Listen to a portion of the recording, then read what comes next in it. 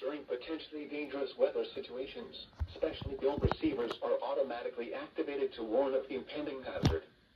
Tests of these receivers are normally conducted by the National Weather Service every Wednesday between 11 a.m. and noon. When there is a threat of or existing severe weather in the area, the test will be postponed until the following day. This ends the test of National Weather Service weather radio warning alarm.